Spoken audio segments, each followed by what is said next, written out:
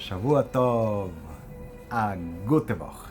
I want to tell story number 101 of the Shivchei Baal Shem Tov, the oldest anthology of Baal Shem Tov stories ever written, published.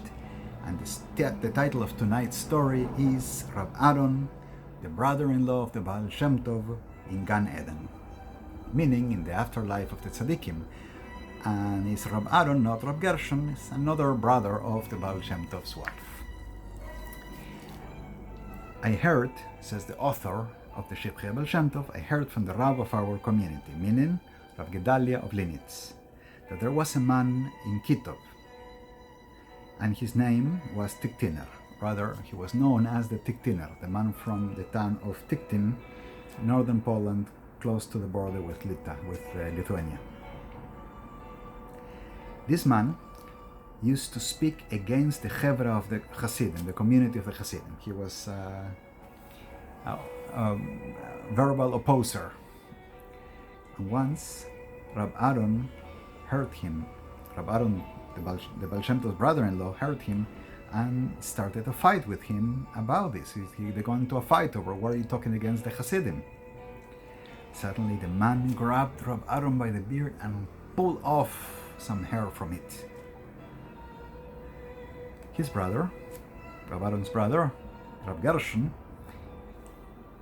he stood up and he put that man in cherem, excommunicated him, shunned him. Nobody can talk to him, nobody can shake hands with him, he cannot be admitted into a synagogue or counted into a minyan, and a bunch of other things. And a few days later, the man died. A few years later, Aharon passed away, and during the week of the Shiva, the first 7 days of mourning, Rav Gershon saw him in a dream, and in the dream, Aharon was calling him to come. Please me, come here. Rav Gershon went to him to hear what he had to say, and as he came close, he realizes it's not his brother. Is a klippa, is a impure spirit pretending to be his brother, and he got so upset. He called him Rasha, evil man. How dare you dress up as my brother? And he spat on him and disappeared from his view. After that, I guess the next day, Rab Leib, the Mochiach HaPolnoi, he also saw Rav Aharon in a dream, still during the week of the Shiva, and as he comes close to him, he examines him and sees a signal, a mark, to make sure that it's really Rav Aharon and not some other spirit pretending to be him. So he asked him, Rav Aharon, the Mochiach of Polnoi asked Rav Aharon, why in Rav Gershon's dream there was a klippa dressed up like you? And Rav Aharon explained that there was a roshima. A roshem is like an impression, a mark of a sin. And because of that, the klippa was able to have the power to dress up, to pretend to be him. And then Rav Aharon says, my brother Rav Gershon live and have a long life, that with his spit, he nullified that roshima, that impression of a sin. He corrected it. The Mochiach asked him in the dream, so where are you now? And Rav Aharon says, I am in Gan Eden. The Mochiach asked him about the man from Tiktin. What is he doing?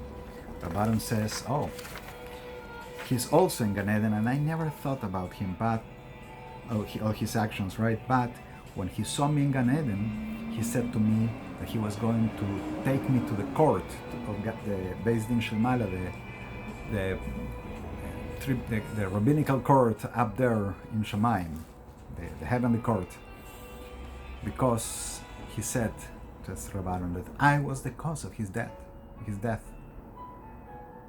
I was very afraid. I took some of the beard hairs that I had wrapped in a kerchief that I keep in a safe box in my house. and I ran and put them in front of the heavenly tribunal, in the front of the Beis Din Shel Mala. And that caused them to kick him out of Gan Eden and send him to Gehenna. So the Tiktiner, once it's proven what he did to Rab Aharon, they dismiss his case and they send him to Gehenna. Then the Mochiach asked, so how and why are you in Gan Eden? How are things? So Rab Aharon explained that he felt that he was in Gan Eden at Tachton, the inferior part of the Garden of Eden, and he was uncomfortable a bit. When it came to Erev Shabbos, to the eve of Shabbos, I went to shul, I went to the synagogue. I came into the door and I didn't see anybody I know, so I stood next to the bima, which is called the Malmerai. Malmerai is the word in Yiddish, the raised structure upon which they put the table where the Torah is read, right? And there I davened, I prayed Mincha. Before Kabbalat Shabbat, before receiving the Shabbos, there was a heavenly voice proclaiming that Rab Aharon will receive Shabbos in front of the table, in front of the table where the Torah is read. So I stood there, the pulpit, right? He directed the services there, and he says, and I recited Lechuner Anena, the beginning of Kabbalat Shabbos. And when I said Mizmor Shel Yom HaShabbos, suddenly everyone disappeared and I was left alone. I didn't know where they had gone. I was very in a heavy mood. I was not able to enjoy Shabbos, and I didn't have the onek, the pleasure of Shabbos. So I want to ask Your Highness, this is how Rab Aharon is talking in the dream to the Mochiach. Your Highness, pray for me so that my soul, my neshama, may ascend with them next Shabbos to wherever they go when they recite those prayers. But this davening in Shomayim is not just saying the words, you actually see what happens, huh? The Mochiach of Polnoi reproached him and said, scorned him, right? Spoke heavily to him and said to him, you left your wife destitute, poor. She has no support. She doesn't have food for a single meal. Rab Aharon says, I have 2 talers. A taler is a Prussian coin. It's made of gold and it was quite valuable at the time, right? So I have 2 of them in my safe box at home, and I had take them aside for a special project. Now they shall be brought to her. In that moment, the Mochiach of Polnoi woke up from his dream, and in the morning he went to the house of Rab Aharon's widow and asked her to look in that safe box. Surely she would find the taler coins in there, and she said, no, I'm sure in that box there is nothing, there is no coins. So he insisted and pressured until she went and checked, and to her surprise, there were the 2 taler coins, the gold coins, and also there was a kerchief with the hair from the beard tied up. And in that moment it became clear how vividly and how meaningful, how clear and how meaningful are the dreams of this Hasidim of the Baal Shem Tov.